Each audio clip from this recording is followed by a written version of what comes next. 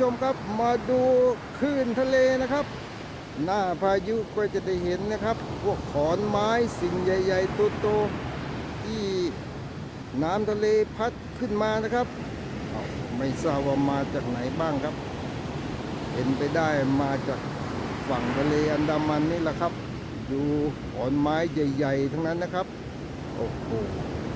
เนี่ยครับหน้าพายุก็จะเห็นปรากฏการณ์อย่างนี้แหละครับท่านผู้ชมครับ